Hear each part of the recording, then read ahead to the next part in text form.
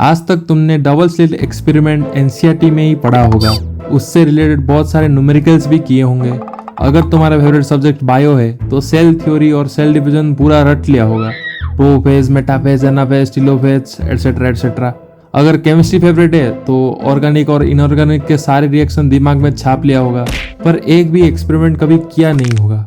Hello hi and नमस्कार, welcome to IISER tube on YouTube. My name is Om, a second year BSMS student at IISER Berhampur, और आज मैं तुम्हें दिखाने वाला हूँ वो जगह जहाँ तुम साइंटिस्ट बनने वाले हो। देखो, आज की वीडियो में ज़्यादा क्लिप्स नहीं है क्योंकि लैब के अंदर रिकॉर्ड करना अलाउ नहीं होता है।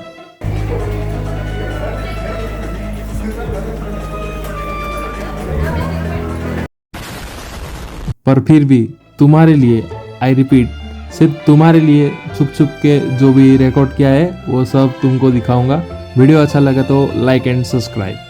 देखो, अगर तुम मेरे पिछले कुछ वीडियो देख रहे हो तो तुम्हें अभी तक तो पता चल गया होगा कि आइजर बरहमपुर में अभी कंस्ट्रक्शन खत्म नहीं हुआ है। एक साल पहले तक, मतलब जब हम 24 बैच वाले आए थे तो आइजर बरहमपुर में एक भी लैब नहीं था। हमको सुबह उठ के ट्रांजिट कैंपस जाना पड़ता था फॉर लैब। अब ट्रांजिट कैंपस के बारे में थोड़ा सा बता देता हूँ। इनिशियली जब आइजर बरहमपुर स्टार्ट हुआ था तो स्टूडेंट्स यहीं पे पढ़ते थे और रहते भी थे। ट्रांजिट कैंपस बरहमपुर सिटी में ही है, पर अभी जो 200 एकड़ का परमानेंट कैंपस है वो सिटी से 20 किलोमीटर दूर है।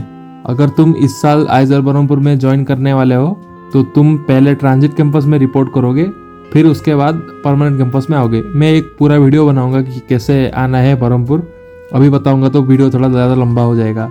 जितने भी लैब्स थे, यूजी, पीजी या PhD, until 2024 year transit campus में ही होता था। हमारा वीकली एक पूरा दिन, उसके अगले दिन आधा दिन 3 लैब्स होते थे, फिजिक्स, केमिस्ट्री, बायो, और एक लैब 3 घंटे का होता था, सुबह 9:30 से 12:30 और फिर 2:30 से 5:30 तक। बट हमको अराउंड 8:30 से निकलना पड़ता था फ्रॉम परमानेंट कैंपस, और रिटर्न करते करते ऑलमोस्ट 7 बज जाते थे। पर अभी फ्रॉम 2025 यूजी लैब्स और कुछ PG and PhD labs permanent campus में आ गए, बट स्टिल कुछ लैब्स जैसे सेमीकंडक्टर लैब और जिनका इंस्ट्रूमेंट कभी ट्रांसफर नहीं हो सकता है वो अभी भी ट्रांजिट कैंपस में ही है। अब परमानेंट कैंपस में जितने भी लैब्स है यूजी के, वो 24 बैच के लिए तो मैनेजेबल था, पर 25 बैच के लिए मैनेज करना थोड़ा मुश्किल हो गया था, क्योंकि 24 बैच में 180 स्टूडेंट है और 25 बैच में 300। 24 बैच का प्री मेजर सिस्टम नहीं है, इसीलिए हमारा 3 लैब सेकेंड ईयर में भी था। तो हमारा 3 ग्रुप्स था, A B C, each contain 60 students, और हमारा 3 लैब्स ऑल्टरनेट करके ख़त्म हो जाता था।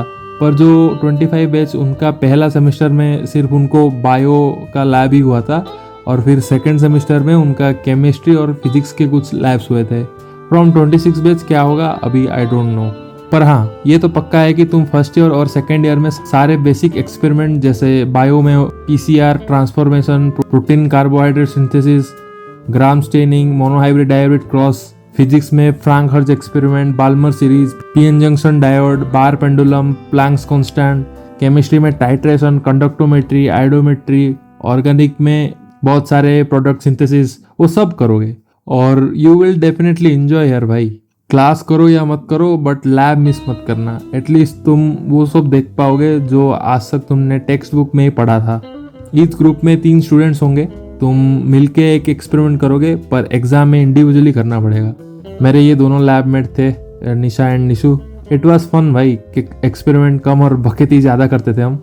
एज हमारा सेकेंड ईयर अभी ख़त्म हो गया है तो अगले सेमेस्टर से तीनों अपने अपने डिपार्टमेंट में चले जाएंगे।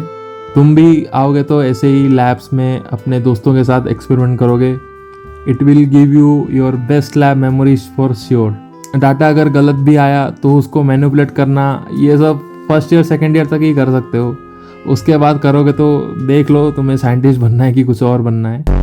मैं ये नहीं कह रहा कि डाटा हमेशा मैनिपुलेट करो, बट कुछ एक्सपेरिमेंट्स होंगे जो 2-3 बार करने के बाद भी अच्छे से नहीं होगा, but do your best there. I hope जितना भी लैब के बारे में बताना था मैंने बता दिया। आई होप तुम्हें भी अपना ड्रीम इंस्टीट्यूट मिले और तुम भी इन फ्यूचर साइंटिस्ट बनो। अगर कुछ पूछना हो तो कमेंट्स कर देना, I will try to answer in next video. Thanks for watching.